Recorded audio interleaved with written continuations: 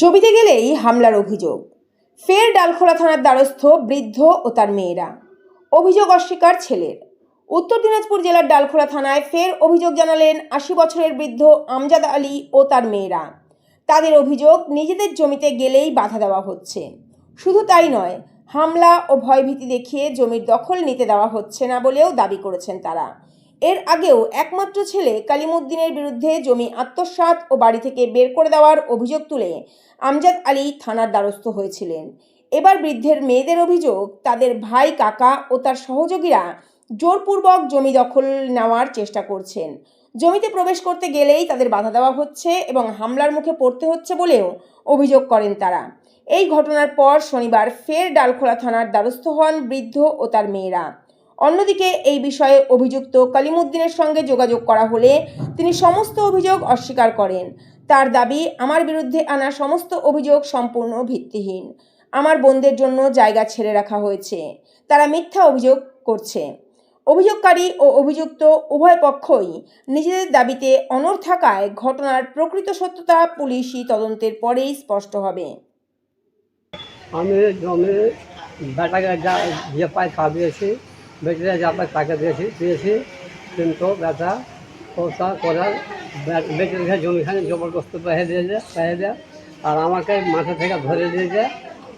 আমার নামে যা 52 শতক জমি ছিল, ওখান থেকে জবরদস্তি যে রায়গঞ্জ দিয়েছে, আমাকে রেজিস্ট্রি করে দিয়েছে।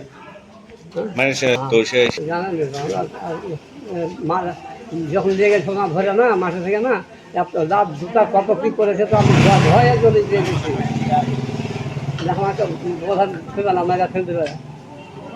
আমার বয়স হয়ে গেছে, আমি অত ই করতে পারি না। আমার কী করবো, আমি ভয়ে জমি দিয়ে দিয়েছি। কে আপনার উপরে নির্যাতন চলেছে?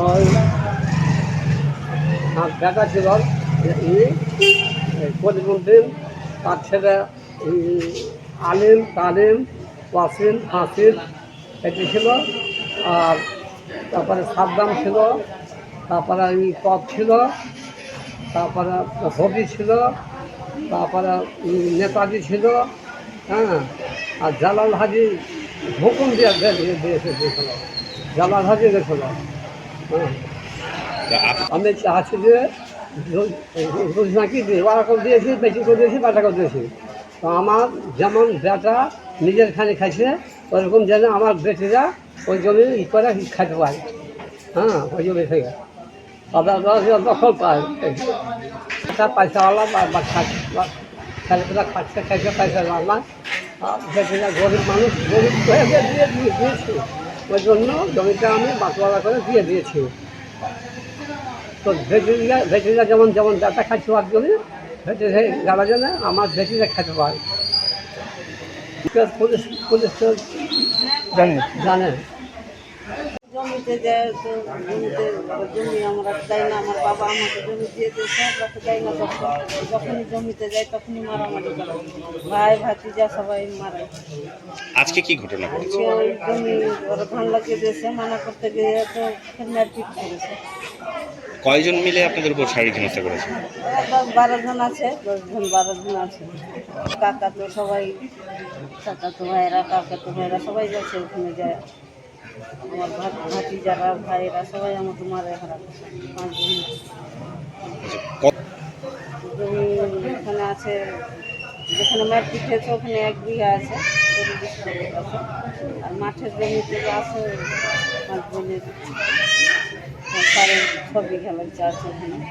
জমি এক দখলে যায় না, জমিতে যায় যখন দখলে যায় তখনই মারে। জমি আমরা এখানে যাইতে দেয় না জমির কাছে।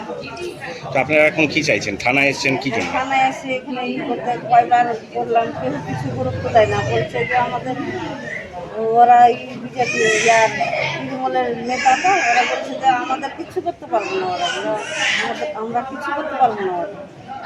আচ্ছা, মেরে ফেলার হ্যাঁ, দেওয়া আছে। রাস্তাঘাটে যেখানে পায় সেখানে ঝুঁকি যায়, এরকম হ্যাঁ, কত কি বলে, এগুলো বলার কথা নয়। তখন পাই না, সব ভয় পাচ্ছে, এখন যেদিকে যাচ্ছি ওদিকে ভয় পাচ্ছি। ভয় লাগছে। কিসের ভয়টা কিসের? ভয়টা যে আমরা কেউ বলেছে যে তোমরা যেখানে বার হবে ওখানে মারবো, মেরে ফেলে দেবো, কি আর কিছু করবো।